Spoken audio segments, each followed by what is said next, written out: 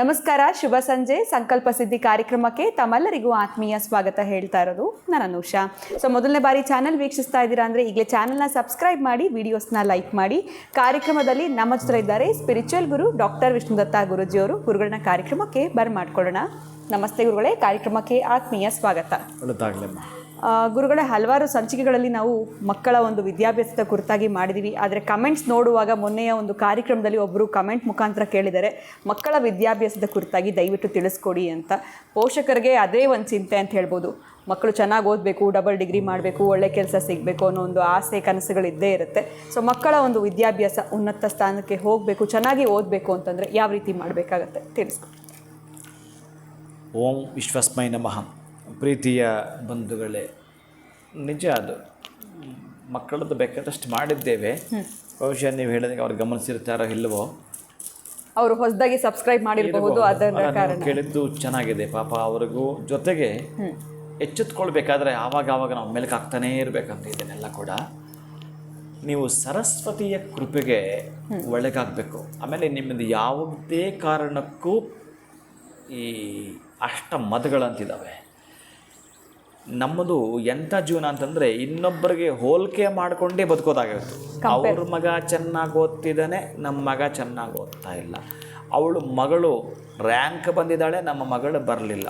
ಮೊದಲು ಇದನ್ನು ತಂದೆ ತಾಯಿಗಳಿರೋರು ಫಸ್ಟು ಆ ಮೇಜರ್ ತಲೆಗೆ ಹಾಕ್ಕೊಳ್ತಾ ನೀವು ಅದನ್ನು ತೆಗಿಬೇಕು, ರಿಮೂವ್ ಮಾಡಬೇಕು. ಅದನ್ನು ನೀವು ತೆಗೆದು ಹಾಕಿಬಿಡಿ.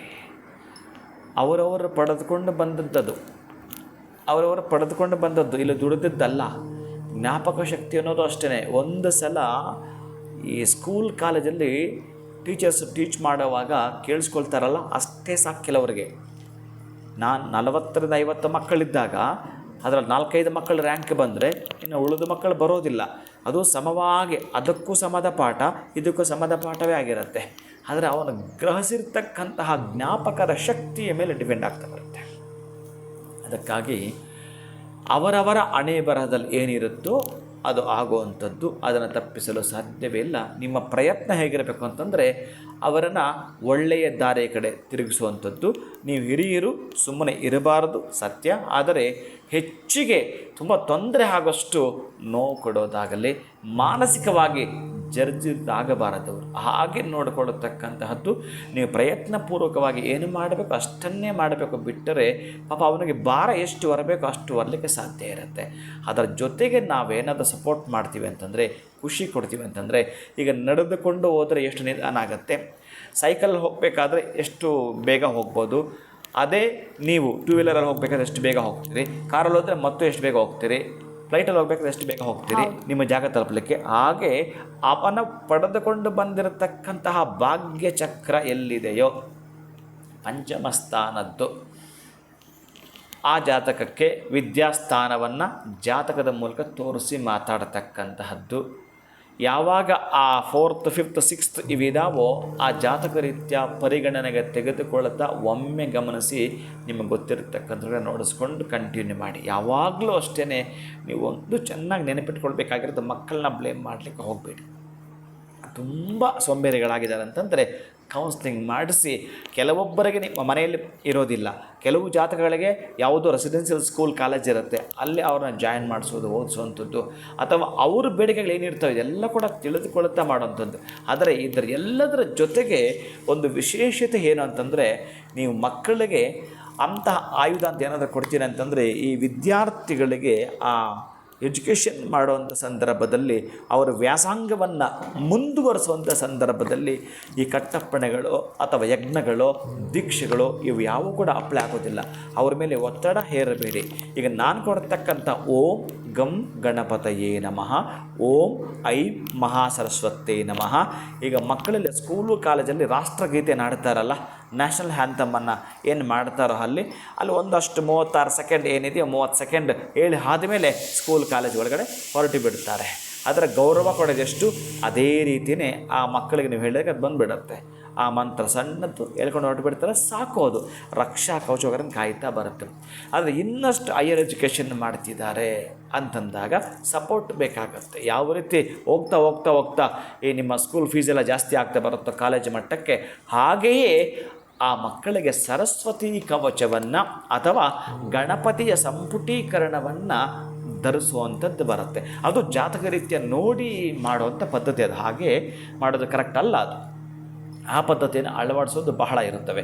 ಅವು ತುಂಬ ದೊಡ್ಡ ಮಟ್ಟದ ಏನೋ ಕನಸು ಕಟ್ಕೊಂಡಿರ್ತಾರೆ, IAS ಆಗಬೇಕು ನಾನು ಅಥವಾ ಡಾಕ್ಟರ್ ಆಗಬೇಕು ನಾನು ಅಂತ ಏನು ಕನಸು ಕಟ್ಕೊಂಡಿರ್ತಾರೋ ಆ ಕನಸಿಗೆ ನೀವು ಪೂರಕವಾಗಿ ಸಹಾಯಕವಾಗಿ ಬರಬೇಕೇ ವಿನಃ ಅವರನ್ನು ಛೇಡಿಸ್ತಕ್ಕಂತಹದ್ದು, ಭೇದಿಸ್ತಕ್ಕಂತಹದ್ದು ಅಲ್ಲ.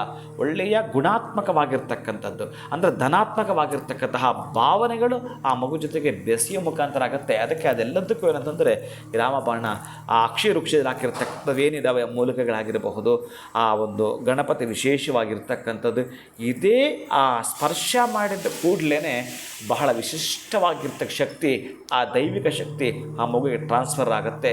ಅದರಿಂದಲೇ ಎಚ್ಚೆತ್ತುಕೊಳ್ಳುತ್ತೆ. ಎಸ್, ನಾನು ಅವ್ರಿಗಿದ್ದು ಚೆನ್ನಾಗಿ ಓದಬೇಕು, ಅರೆ ನನಗಿಲ್ಲಿ ಮಾನ ಹೋಗ್ತಾ ಇದೆ, ಅವನಿಗೆ ಮಾತ್ರ ಎಲ್ಲರೂ ಕೂಡ ಹೊಗಳ್ತಾ ಇದ್ದಾರೆ, ಅವನ ಎಷ್ಟು ಪ್ರೋತ್ಸಾಹ ಮಾಡ್ತಾ ಇದ್ದಾರೆ, ಅದು ಚಾಲೆಂಜಾಗಿ ತೆಗೆದುಕೊಳ್ತಾನೆ. ಯಾವಾಗ ಒಂದು ಸಲ ಅಕ್ಷರ ಮುಟ್ಟಿ ನಮಸ್ಕಾರ ಮಾಡಿಕೊಂಡ್ರೆ ಸಾಕು ಆ ಮನಸ್ಸಿಗೆ ಅದು ಬಂದುಬಿಡುತ್ತೆ. ಅಥವಾ ಅವನ ಸಂಪುಟೀಕರಣ ಧರಿಸಿದ್ದಾನೆ ಆ ಮನಸ್ಸಿಗೆ ಅದು ಬಂದುಬಿಡುತ್ತೆ. ಅದೇ ನಾವು ಮಾಡಬೇಕಾಗಿದ್ದ ಕೆಲಸಗಳು ಇವು. ಇದು ಬಿಟ್ಟು ನೀವು ತುಂಬ ಪದೇ ಪದೇ ಬೈಯೋದು, ಒತ್ತಡ ಹಾಕೋದು ಅಷ್ಟು ಸಮಂಜಸವಲ್ಲ, ಅದು ಕರೆಕ್ಟು ಅಲ್ಲ. ನೀವು ಅವರ ಜೊತೆಗೆ ಸಹಕರಿಸಬೇಕು. ಹೇಗೆ ವಿದ್ಯಾರ್ಥಿ ಹೋಗ್ತಿದ್ದಾನೆ, ನೀವು ಕೂಡ ಒಂದು ವಿದ್ಯಾರ್ಥಿಗೆ ಅವನ ಜೊತೆ ಹೊರಟ್ರೆ ಮಾತ್ರ ಎಸ್ ಅವನ ಬುಕ್ಸು ಅವನ ಸ್ಟಡೀಸ್ಗೆ ಪೂರಕವಾಗುತ್ತೆ, ಸಹಾಯಕವಾಗುತ್ತೆ. ಅವನಿಗೆ ಬೇಕಾಗಿರ್ತಕ್ಕಂಥ ಜ್ಞಾನವನ್ನು ಜ್ಞಾನಾರ್ಜನೆ ಮಾಡಿಕೊಳ್ತಾ ಅವನೇನು ಸಾಧಿಸಬೇಕು ಅದು ಸಾಧಿಸ್ತಾನೆ. ಬಟ್ ನೀವು ಸಹಾಯಕರಾಗಿ ಆ ಮಗು ಜೊತೆಗೆ ಇರ್ತಕ್ಕಂತಹದ್ದನ್ನು ನೋಡಿ ಎಚ್ಚೆತ್ತುಕೊಳ್ಬೇಕು. ಹೈಯರ್ ಎಜುಕೇಷನ್ಗೆ ನಾನು ಯಾವುದು ಮಾಡಿಸ್ಬೇಕು, ಏನು ಮಾಡಬೇಕು ಅನ್ನೋದನ್ನು ಗೊತ್ತು. ನೀವು ಸ್ಕೂಲ್ ತಿಳ್ಕೊಳ್ತೀರಿ, ಕಾಲೇಜ್ ತಿಳ್ಕೊಳ್ತೀರಿ, ಫೀಸ್ ತಿಳ್ಕೊಳ್ತೀರಿ, ಆದರೆ ಅವನ ಇನ್ನರ್ ಸೈಡ್ ಏನು ಲೋಪ ಇದೆ ಅದನ್ನು ತಿಳಿದುಕೊಂಡು ಅವನಿಗೆ ಆ ರಕ್ಷಣೆಯನ್ನು ಕೊಟ್ಟಿದ್ದಾದರೆ ಕಟ್ಟಿಟ್ಟ ಬುತ್ತಿ ಅವನ ಬದುಕಲ್ಲಿ ಏನು ಸಾಧಿಸಬೇಕು ಅದು ಸಾಧಿಸೇ ತೀರ್ತಾನೆ. ಖಂಡಿತ ಗುರುಗಳೇ, ಎಲ್ಲೋ ಒಂದು ಕಡೆ ತಂದೆ ತಾಯಿಗಳಿಗೆ ನೀವು ಕೊಟ್ಟಂತಹ ಕಿವಿ ಮಾತು ಉಪಯೋಗ ಆಗುತ್ತೆ. ಯಾಕಂದರೆ ಪ್ರೆಷರ್ ಹಾಕುವಂಥದ್ದು ಅಥವಾ ಕಂಪೇರ್ ಮಾಡುವಂಥದ್ದು ತುಂಬ ಮೇಯ್ನು, ಅದನ್ನು ಮಾಡಬಾರ್ದು ಅಂತ ತಿಳಿಸ್ಕೊಟ್ರಿ. ಬಹಳ ಧನ್ಯವಾದಗಳು ಗುರುಗಳೇ, ನಮಸ್ಕಾರ.